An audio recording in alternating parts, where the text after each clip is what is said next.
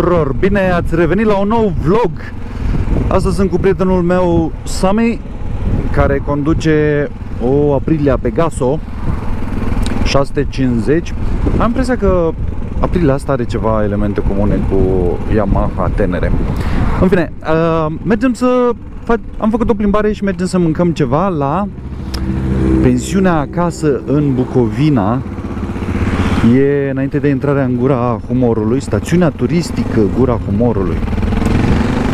E un loc în care am fost de câteva ori deja să mănânc. Au o mâncare grozavă. Dacă vrei să mănânci mâncare tradițională românească,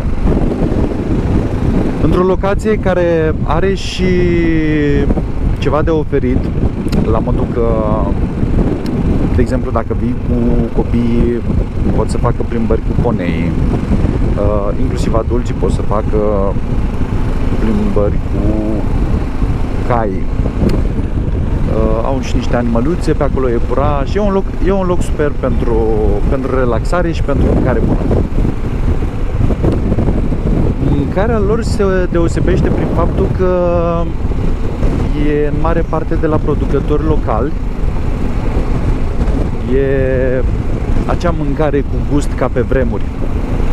Dar haideți mai bine să vedem exact despre ce vă zic eu aici. La nu foarte mică distanță de la șoseaua principală ajungem și la poarta de intrare, care îmi place foarte mult, că are sculpturile astea reprezentative pentru ei cu caii. Foarte mișto sculptată.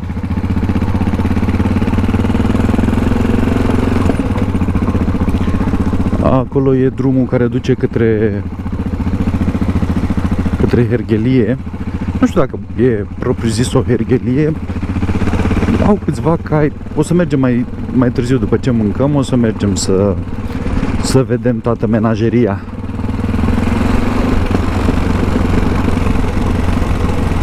De obicei e destul de aglomerat. Lumea mai face și rezervări aici.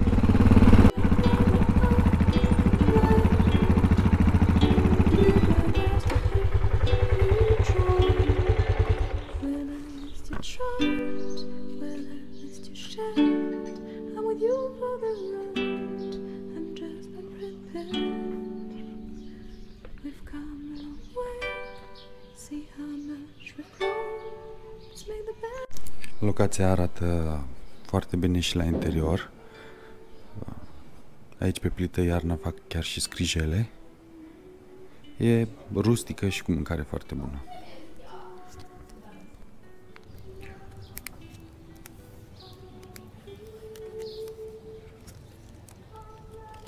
Prețurile sunt mai mult decât decente pentru ceea ce oferă locația. Sunt prețuri normale.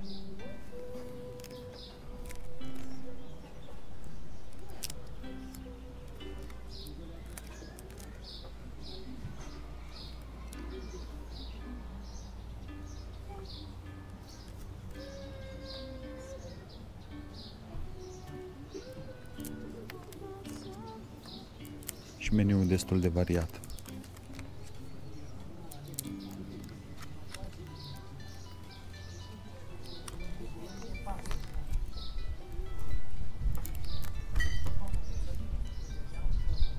Excelentă. Mâncarea arată foarte bine și e gustoasă. Trebuie să încercați. Noi astăzi ne-am luat zeamă de găină. E, cred că, una dintre cele mai bune pe care le-am mâncat oriunde. Cu smântână, cu artel.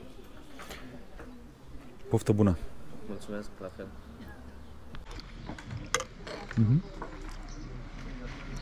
Super, super gustos.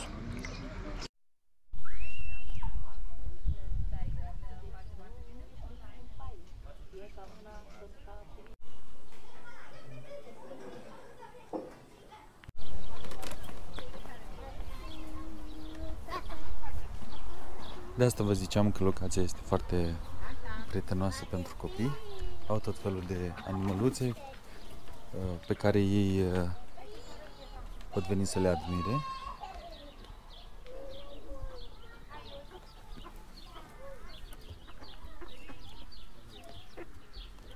pe toată porțiunea aia de iarbă, copiii pot merge cu poneii.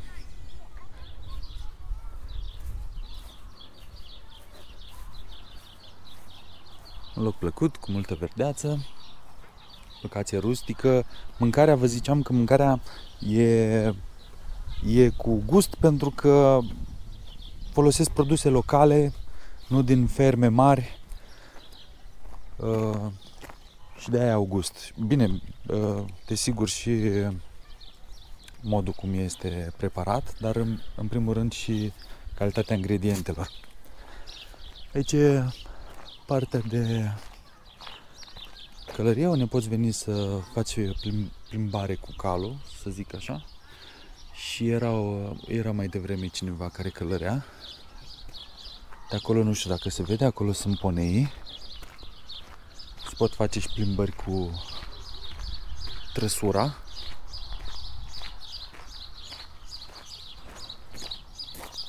Văd deja vreo 3-4 ponei pe acolo.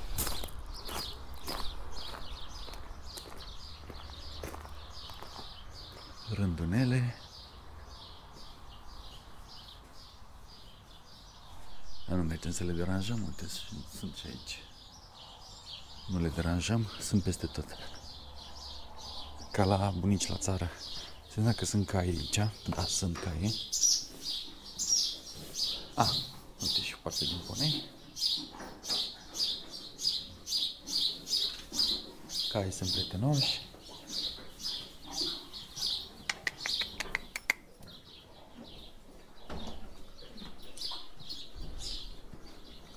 Frumosule.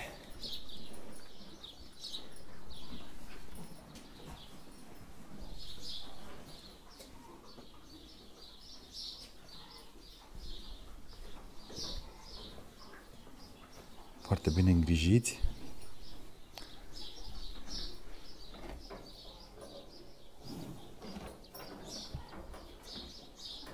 Cresc vacile și au inclusiv cu adăpătoare, dar automată. Totul foarte curat. Duroc și Tebrean. Da. Nu în ferme mari, își produc ei mare parte din mâncare. Și pui de bibilică. Sunt pui? Da. Îți pui acum, nu? Pui. Nu știu dacă se vede, sunt cică vreo 300? Tinere. Da. Frumos.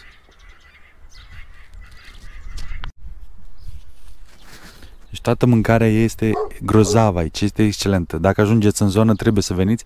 Aici pe baște nu prea se văd, eu sunt după copaci încolo, vacile de la care obțin laptele, chișleacul e grozav, e ca cel de la bunica.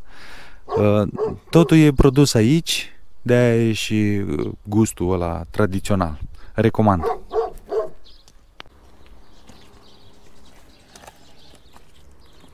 Ce faci, mă, frumosule? Măgăruși au, inclusiv în partea aia încolo. Văd și două oițe. Avem mai multe, da. Ia.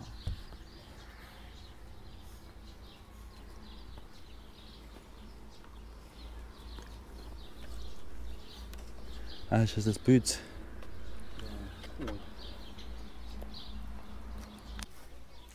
Da, acasă în Bucovina, o locație la intrarea în gura humorului, cum vii dinspre Suceava. Dacă ești în zonă, nu rata, nu o să regreți. Recomand, vin de foarte mult timp și au păstrat calitatea. De când am descoperit această locație, calitatea e aceeași, după cum ați văzut, pentru că au control asupra a tot ceea ce produc aici. Până data viitoare, cu bine!